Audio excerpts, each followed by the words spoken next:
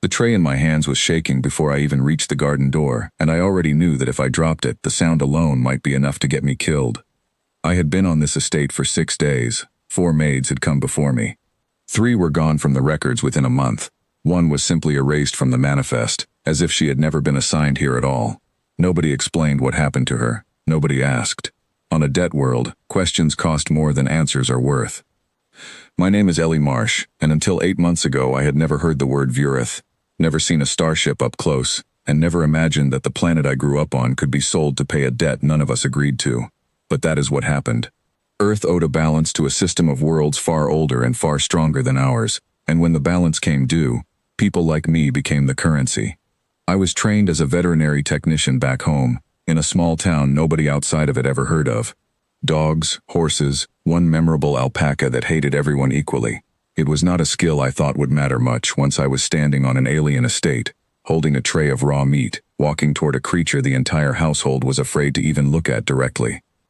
The overseer, a tall man named Daniel Cross, who had been on this estate longer than any of the maids who disappeared, gave me the same warning he must have given the others. The beast in the East Wing has already killed 2 members of staff and broken the mind of a 3rd. You will bring its meals. You will not speak to it. You will not make eye contact. You will not, under any reason, touch it. I nodded, because nodding was the only safe answer, and because in my head I had already decided something that felt reckless even as I thought it.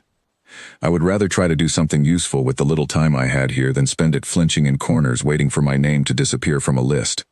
The garden door opened onto what used to be an ornamental courtyard, broken stone benches, torn hedges, a fountain that had not held water in years, and curled in the middle of all that ruin was the beast. He was not what I expected.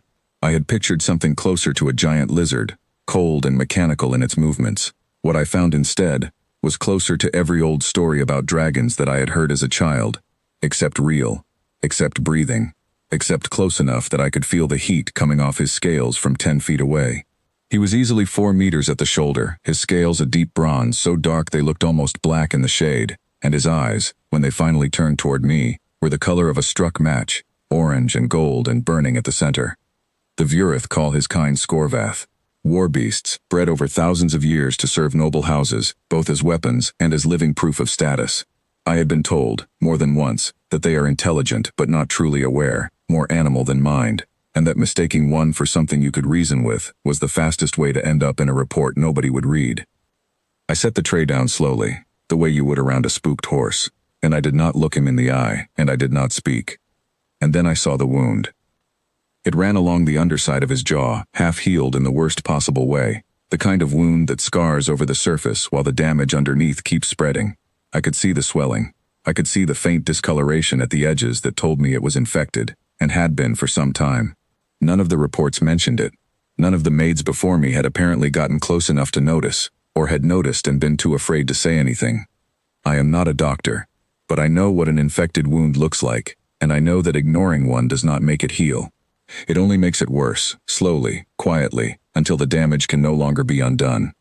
I broke every rule I had been given in the space of 1 sentence. That wound is infected, I said. It is going to get worse if nobody drains it.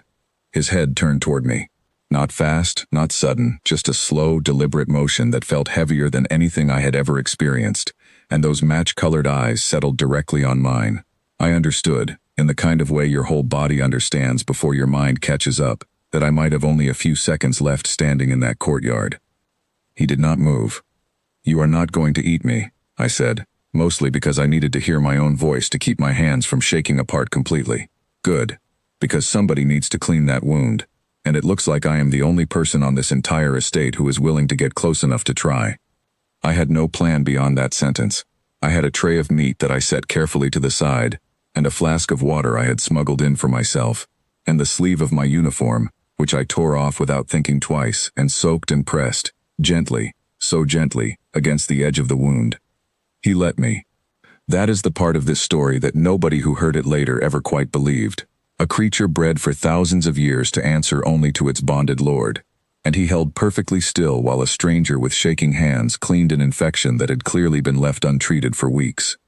I learned much later, from one of the kitchen staff who finally trusted me enough to talk honestly, that the beast's bonded lord, a Vurith noble named Ilkatha, had lost interest in him the moment his combat rating dropped following an old injury. A weakened symbol of status is not worth maintaining, in the eyes of someone who only valued him for what he represented. Nobody had treated that wound because nobody had been ordered to, and every servant on that estate had learned the hard way that doing anything without an order was its own kind of danger. I was not following an order. I was simply doing the thing that needed to be done, because I could not make myself walk past something in pain and pretend I had not seen it. I came back the next day, and the day after that, and every day for the following 3 weeks. I drained what needed draining. I cleaned what needed cleaning. I eventually stitched the deepest part of the wound closed using a sewing kit I convinced one of the kitchen staff to lend me, all while the rest of the household watched from windows and doorways with the tense silence of people waiting for something terrible to happen. Daniel found out on the 4th day and told me to stop immediately, that I was putting ascendancy property at risk, that if the beast decided to kill me, it would be treated as my own mistake for getting close enough to let it happen. I told him that ascendancy property was currently running a fever and losing strength in its front leg, and that when Lord Ilkatha's next inspection arrived and found his prized Scorvath crippled from simple neglect, that conversation was not going to go well for anyone standing near the beast, including him. He let me continue after that. Fear, when pointed in the right direction, can be a surprisingly useful tool. By the end of the 3rd week, the wound had closed clean, the swelling was gone, and the limp that had clearly been slowing him down for months had disappeared entirely. But something else had changed too, something I did not have a name for at first. He started waiting for me, not for the food, for me. I would hear him shift and turn toward the door before I had even opened it, as if he could recognize my footsteps from 3 hallways away, and had learned to separate them from everyone else's on the estate. The day everything changed was the day Lord Ilkatha's inspector finally arrived, a broad-shouldered Vurith official named Karsoon, who walked the grounds with the flat, unimpressed expression of someone auditing a warehouse full of goods rather than visiting a living estate. He found the beast in the courtyard, fully healed, moving without the trace of a limp that, according to every report on file, should have still been crippling him. "Explain this," Karsoon said, to no one in particular, in a tone that suggested he already suspected the answer would not satisfy him. Daniel, in a moment of panic that I am still grateful for, pointed directly at me.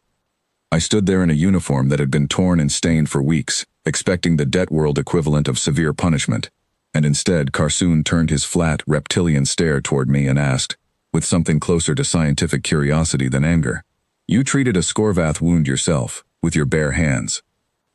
"Yes," I said. "And it allowed this?" "Yes." He studied the beast for a long, silent moment, and then something happened that I am still not sure I have fully understood, even now. The beast lowered his massive head, folded one foreleg beneath him, and bowed, not to Karsoon, not to Lord Ilkatha, who had stepped out onto a balcony above the courtyard to watch, his expression pale and unreadable. He bowed to me. Nobody on that estate had ever seen a Scorvath bow to anyone who was not its bonded lord. According to Karsoon, in the halting explanation he gave afterward, it should not have even been possible. Their bond is instinctual, written into them at birth, older than the current form of the ascendancy itself. And yet there he was, 4 meters of muscle and old bronze scale, bowing his head to a maid from a debt world who had done nothing more remarkable than clean an infected wound, because it needed cleaning, because unlike everyone else on that estate, I had not been able to simply walk past suffering and call it someone else's problem. Lord Ilkatha lost his prized warbeast that same season. Karsoon's official report used a phrase that translated roughly to compromised bonding integrity, which I later understood to mean, in plain terms, that the beast no longer recognized Ilkatha's authority over him at all. I did not understand most of the process that followed. There was paperwork I never saw, and conversations in a language I only partly speak, arguments between officials who clearly found the entire situation both unprecedented and mildly humiliating for the noble house involved. What I do understand is simpler than any of that. The beast has a name now. Scorvath are never given names, only designations, numbers and letters meant to track them like equipment rather than living things. I named him Ash, for the color that sits at the center of a flame, and he answers to it now in a low rumble that I can feel in my chest every single time I hear it. I would like to say the story ends there, quietly, with a wound healed and a bond formed and everyone walking away satisfied. But estates like Ilkatha's do not let go of profitable arrangements easily, and Ash's transfer did not sit well with everyone who had once benefited from owning him. 2 weeks after Karsoon's inspection, A message arrived at the estate, demanding that Ash be returned for what was called a full evaluation, a phrase that Daniel warned me almost never meant anything good. He had seen animals sent for evaluation before. Few of them came back the same, and some did not come back at all. I remember standing in the courtyard that evening, the sky turning a deep violet color the way it always did before the estate's twin moons rose, and Ash's head lowered close enough that his breath moved the loose strands of hair around my face. "They want to take him for testing," I told him, even though I still was not certain how much he actually understood of the words I used. All I knew was that he understood tone, and mine at that moment was not steady at all. He made a low sound in his chest, something between a growl and a question, and pressed his head gently against my shoulder, nearly knocking me off balance with the sheer weight of it. I made a decision that night that I am fairly sure would have gotten me removed from the estate entirely if it had failed. I went to Karsoon directly, without asking permission from Daniel or anyone else, and I requested a formal hearing under whatever process the Ascendancy used to settle disputes over bonded creatures. Karsoon looked at me for a long moment before answering, and I remember thinking that his silence felt less like hesitation and more like calculation, as if he were deciding whether the situation in front of him was worth the trouble of pursuing further. "You understand," he finally said, "that no human has ever formally petitioned the Ascendancy regarding the status of a Scorvath." "I understand that," I said. "I also understand that if he goes back to Ilkatha's people for evaluation, there is a good chance he does not survive it, and I am not willing to stand here and let that happen without at least trying to stop it." The hearing took place 3 days later, in a chamber inside the regional Ascendancy compound that I had never even known existed until I was standing inside it. The room was cold, lit by pale blue light strips along the ceiling, and filled with officials who looked at me the way you might look at an insect that had wandered somewhere it clearly did not belong. I will not pretend I remember every detail of what was said. I remember Ilkatha's representative arguing that Ash remained Ascendancy property, regardless of any bond disruption, and that his combat value alone justified his return for evaluation. I remember Karsoon presenting the medical records I had kept, carefully written in my own hand every single day for 3 weeks, documenting the wound, the treatment, the recovery. I remember the moment the panel asked Ash directly, through a translator device none of us fully trusted, whether he wished to remain with me. He did not answer with words. He answered by stepping forward, past the panel, past Ilkatha's representative, and lowering his head until it rested against my chest, the way he had done a dozen times before in the quiet of that ruined courtyard. Nobody in that chamber argued after that. The panel ruled in Ash's favor, and by extension, in mine. He was released from Ilkatha's ownership entirely, transferred under a rarely used clause that allowed bonded creatures to remain with whoever their bond had shifted to, provided that person could demonstrate the capacity to care for them properly. I signed papers I barely understood, in a language I was still learning, and walked out of that cold blue chamber with a status on the estate that I never expected to hold. I was no longer simply a maid assigned to feed the beast in the East Wing. I was, according to Ascendancy law, Ash's recognized handler, a title that came with almost no privileges I could immediately identify, except for the one that mattered most. Nobody could take him away from me without my agreement. Not Ilkatha, not the estate, not even Karsoon himself. The estate changed after that, slowly, in ways that were easy to miss if you were not paying attention. The other staff, who had avoided me for weeks out of fear that whatever had happened to the previous maids would eventually happen to me too, began speaking to me differently, with a kind of careful respect I had not felt from anyone since I left Earth. Daniel, who had spent weeks warning me to stay away from the courtyard, started walking past it just to watch Ash and me together, shaking his head slightly every time, as if he still could not quite believe what he was seeing. I never forgot where I came from, or why I was on that estate in the first place. The debt that brought me there did not disappear because a dragon bowed to me in a courtyard, but something in how I was treated shifted, quietly and permanently, the day everyone on that estate understood that the small, frightened maid they expected to disappear from the manifest within a month had instead earned the loyalty of something none of them had ever managed to reach. Ash still waits for me by the courtyard door every morning, the same way he did on that very first day, except now there is no fear in the waiting, only something closer to comfort. I still bring his meals myself, not because I am ordered to anymore, but because I choose to, and there is a difference between the two that I understand now in a way I never fully appreciated before I came to this world. Everyone expected the human maid to die in that garden. I understand why they believed it.